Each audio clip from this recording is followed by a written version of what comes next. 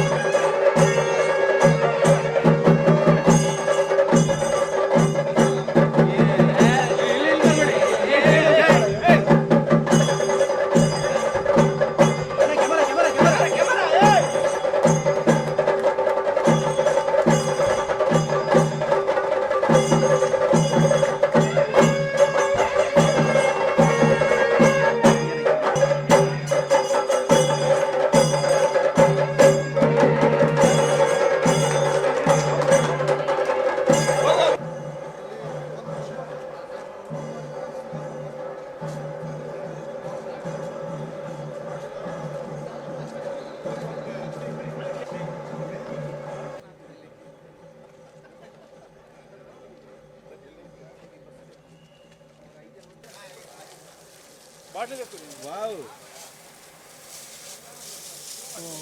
ಇದು ಮಾಡೋ ಕೆಲಸ ಇಲ್ಲಲ್ಲ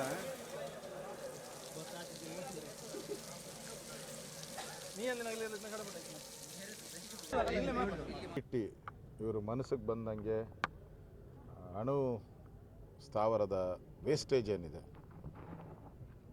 ಅದು ಬಹಳ ಮನುಷ್ಯನ ಪ್ರಾಣದ ಜೊತೆ ಚೆಲ್ಲಾಟ ಆಡುವಂಥ ವಿಚಾರ ಅದು.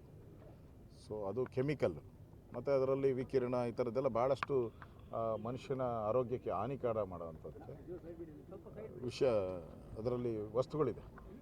ಬನ್ನಿ, ಕರ್ನಾಟಕವನ್ನು ಡಂಪಿಂಗ್ ಯಾರ್ಡ್ ಮಾಡೋವಂಥದ್ದಕ್ಕೆ ಯಾವುದೇ ಕಾರಣಕ್ಕೂ ನಾವು ಅವಕಾಶ ಕೊಡಲ್ಲ.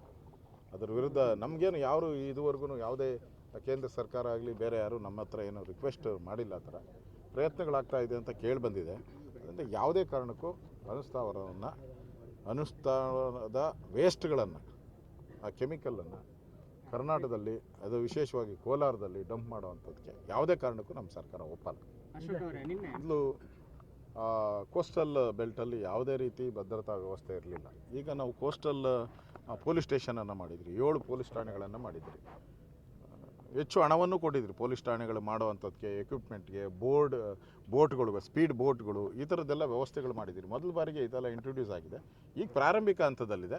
ನನಗನ್ಸುತ್ತೆ ಇನ್ನೊಂದು 6 ತಿಂಗಳು 1 ವರ್ಷ ಆದರೆ ಇದು ರೆಗ್ಯುಲರ್ ಪ್ರೋಸೆಸ್ ಆದರೆ ಮುಂದಕ್ಕೆ ಇದು ಇನ್ನೂ ಸ್ಟ್ರೆಂಥನ್ ಮಾಡ್ತೀರಿ. ಈ ಕೋಸ್ಟಲ್ ಫೋರ್ಸನ್ನು ಇನ್ನೂ ಸ್ಟ್ರೆಂಥನ್ ಮಾಡ್ತೀರಿ. ಇನ್ನೂ ಅವರಿಗೆ ಹೆಚ್ಚು ಸಿಬ್ಬಂದಿ ಕೊಡ್ತೀರಿ. ಬೈನಾಕ್ಯುಲರ್ ಇರ್ಬೋದು, ಹೊಸ ಎಕ್ವಿಪ್ಮೆಂಟ್ ಇರ್ಬೋದು, ಈ ಥರದ್ದೆಲ್ಲ ವ್ಯವಸ್ಥೆ ಮಾಡ್ತಾಯಿದ್ದೀರಿ. ಈಗ ಮುಂದಿನ ದಿನಗಳಲ್ಲಿ ಕೋಸ್ಟಲ್ ಬೆಲ್ಟನ್ನು ಭದ್ರತೆ, ಯಾಕೆಂದರೆ ಈಗ ಮೊನ್ನೆ ಕಸಬ್ ಅವ್ರಿಗೆ ಗಲ್ಲು ಶಿಕ್ಷೆ ಆಗಿದೆ. ಅವರು ಕೋಸ್ಟಲ್ ಮುಖಾಂತರನೇ ಬಂದು ಬಾಂಬೆಯಲ್ಲಿ ಹತ್ಯಾಕಾಂಡವನ್ನು ಮಾಡಿ 100 ಜನನ ಹತ್ಯೆ ಮಾಡಿದ್ದಾರೆ. ಅದು ನಮಗೆ ಮಾದರಿ ಪಾಠ ಆಗಬೇಕು. ಆ ಥರ ಇನ್ಸಿಡೆನ್ಸು ಈ ಕೋಸ್ಟಲ್ ಬೆಲ್ಟ್ಗಳಲ್ಲಿ ಎಲ್ಲೂ ನಡಿಬಾರ್ದು ಇಂಡಿಯಾದಲ್ಲಿ.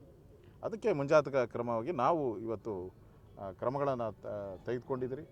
16 ಕೋಟಿ ರೂಪಾಯಿ ಹಣವನ್ನು ಇದಕ್ಕೋಸ್ಕರ, ಈ ಸೆಕ್ಯೂರಿಟಿಗೋಸ್ಕರ, ಎಕ್ವಿಪ್ಮೆಂಟಿಗೋಸ್ಕರ ಆಧುನಿಕ ತಂತ್ರಜ್ಞಾನ ಉಪಯೋಗ ಮಾಡಿ ದಲ್ಲಿ ನಮ್ಮ ಕಾಲೇಜಿನ ವಿದ್ಯಾರ್ಥಿ ಸೌಜನ್ಯಳ ಕೊಲೆ ಆಯಿತು. ಅತ್ಯಾಚಾರ ಮಾಡಿ ಕೊಲೆ ಮಾಡಿರ್ತಕ್ಕಂಥದ್ದು. ಈಗಾಗಲೇ ಯಾರು ಅತ್ಯಾಚಾರ ಮಾಡಿದ್ದಾನೆ, ಕೊಲೆ ಮಾಡಿದ್ದಾನೆ ಬಂಧಿಸಿದ್ದೀರಿ ನಾವು.